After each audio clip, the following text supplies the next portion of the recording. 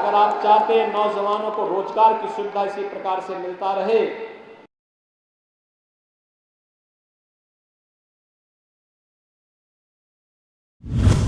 BJP फिर से एक बार हिंदुत्व के मुद्दे पर प्रमुखता। उत्तर प्रदेश की सत्ता पर काबिज होने के लिए बीजेपी एक बार फिर से हिंदुत्व के मुद्दे पर प्रमुखता से जाती दिख रही है और इस बात से देखा जा सकता है कि पश्चिमी यूपी में चुनाव प्रचार के अभियान खुद गृह मंत्री अमित शाह संभाले हुए हैं। शाह के मैदान में उतरने से ऐसा लग रहा है जैसे सपा रालोद गठबंधन होने से बीजेपी अब परेशान दिख रही है। कम से कम पश्चिमी यूपी में शाह की सक्रियता को देखकर तो ऐसा कहा जा रहा है। यही वजह है कि सपा प्रमुख अखिलेश यादव यूपी ने सत्ता वापसी के लिए अपने कोर वोट बैंक मुस्लिम यादव को पुख्ता करने के बाद पूरा ध्यान ओबीसी वोटर पर लगा रखा है ताकि अपने सियासी आधार के वोटों में इजाफा किया जा सके। करहल से अखिलेश यादव मैदान में। विधानसभा चुनाव के लिए अखिलेश यादव की समाजवादी पार्टी ने 159 उम्मीदवारों की लिस्ट जारी कर दी है। करहल से जहां अखिलेश यादव मैदान में उतरेंगे, वहीं जेल में बंद आजम खां अपनी पारंपरिक रामपुर सीट से ताल ठोकेंगे। सपा की लिस्ट में भाजपा की तरह ही ओबीसी समुदाय पर अधिक फोकस किया गया है। जिस तरह से भाजपा और सपा ने ओबीसी वोट बैंक पर फोकस किया है, ऐसा लग रहा है कि यूपी विधानसभा चुनाव ओबीसी वोटों की विसात पर ही लड़ा जाएगा। समाजवादी पार्टी की 159 उम्मीदवारों की लिस्ट में 66 सीटों पर ओबीसी समुदाय के उम्मीदवारों को टिकट दिया गया। भाजपा ने अब तक 76 ओबीसी उम्मीदवारों को मैदान में उतारा है। सपा ने ओबीसी के अलावा 32 दलित उम्मीदवार उतारे। समाजवादी पार्टी की लिस्ट में जातिगत समीकरणों को देखें तो सपा के 159 उम्मीदवारों की लिस्ट में ओबीसी समुदाय के अलावा 32 दलित उम्मीदवारों को टिकट दिया गया, जबकि मुस्लिम समुदाय से 31 कैंडिडेट मैदान में उतरेंगे। ओबीसी के 66 उम्मीदवारों में यादव समुदाय से 20 कैंडिडेट और गैर यादव ओबीसी से 46 कैंडिडेट अपनी किस्मत आजमाएंगे। अखिलेश यादव की समाजवादी पार्टी ने 11 ब्राह्मणों को भी टिकट दिया है। अखिलेश के सामने इस बार बड़ी चुनौती।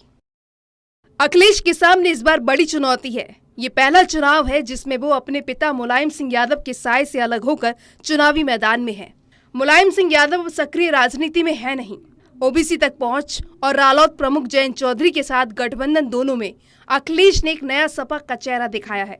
पश्चिमी यूपी में गठबंधन जाटों और मुसलमानों को भी साथ लाता है। दोनों क्षेत्र के दो बड़े समूह हैं जिनके संबंध 2013 के दंगों में तनावपूर्ण हो गए थे। बीजेपी ने उतारे 76 ओबीसी उम्मीदवार। बीजेपी ने 196 उम्मीदवारों के ऐलान में 76 ओबीसी उम्मीदवार उतारे हैं। पार्टी ने 24 ब्राह्मण, 34 ठाकुर, 38 दलित, 13 वैश्य और 11 अन्य जातियों के उम्मीदवारों पर भरोसा जताया है, जिनमें पंजाबी, वैश्य और त्यागी शामिल हैं। सपा के साथ गठबंधन में चुनाव लड़ रहे जयंत चौधरी की अगुवाई वाली पार्टी राष्ट्रीय लोकदल ने 33 उम्मीदवारों की सूची जारी की, जिनमें 14 पिछड़ी जाति के हैं, 10 जाट, 5 मुस्लिम, 3 ब्राह्मण, 3 गुज्जर, 2 क्षत्रिय, 1 सैनी और 1 वैश्य है। चुनाव में जातिगत समीकरण बेहद महत्वपूर्ण।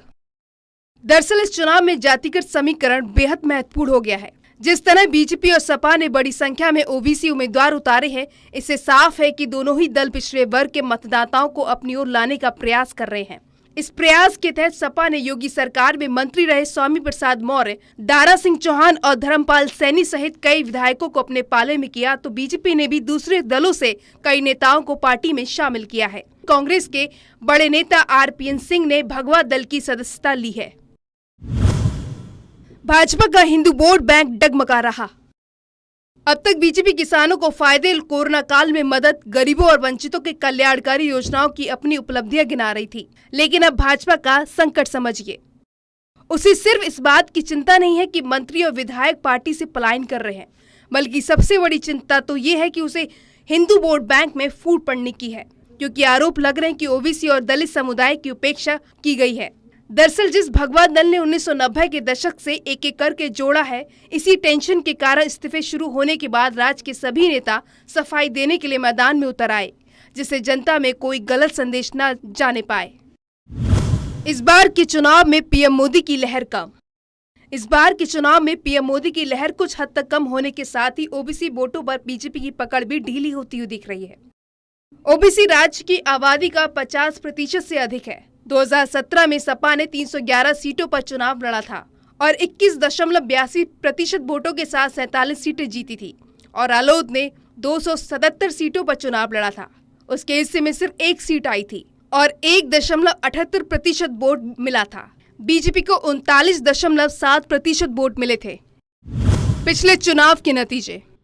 2017 के विधानसभा चुनावों में बीजेपी ने 384 में से 312 सीटों पर जीत हासिल की थी। तब कुर्मी, मौर्य, शाक्य, सैनिक, कुशवाहा, राजभर और निषाद जैसे गैर यादव ओबीसी समुदाय का उसे समर्थन मिला था। तब भाजपा ने हिंदुत्व के अलावा विकास और नौकरियों का वादा किया था। अब ओबीसी के एसपी आरएलडी की ओर रुख करने के अलावा बेरोजगारी भाजपा के लिए परेशानी का सबब बनी हुई है। यूपी में कब वोटिंग। आपको बता दें कि उत्तर प्रदेश में 7 चरणों में मतदान होना है। इसकी शुरुआत 10 फरवरी को राज्य के पश्चिमी हिस्से के 11 जिलों की 58 सीटों पर मतदान के साथ होगी। दूसरे चरण में 14 फरवरी को राज्य की 55 सीटों पर मतदान होगा। उत्तर प्रदेश में तीसरे चरण में 59 सीटों पर 23 फरवरी को, चौथे चरण में 60 सीटों पर 27 फरवरी को, पांचवें चरण में 60 सीटों पर 3 मार्च को, छठे चरण में 57 सीटों पर और 7 मार्च को, सातवें चरण में 54 सीटों पर मतदान होगा। वहीं यूपी चुनाव के नतीजे 10 मार्च को आएंगे। बहरहाल भाजपा यूपी में हिंदुत्व के एजेंडे को तनिक पीछे करने और कम से कम उसी की बराबरी पर ओबीसी की राजनीति करने के लिए दबाव में आ गई है। उसे लगता है कि सर्वण हिंदू तो कहीं नहीं जाएगा, लेकिन अगर ओबीसी छिटक गया तो बड़ा नुकसान होगा। सपा ने भी अपने को अति पिछड़ा हितैषी दिखाने के लिए अपने मुस्लिम झुकाव को कुछ दबा दिया है। वह ओबीसी प्रेम के साथ ही हिंदू विरोधी न दिखने की राह पर है। फिलहाल यूपी में ओबीसी सब पर हावी है।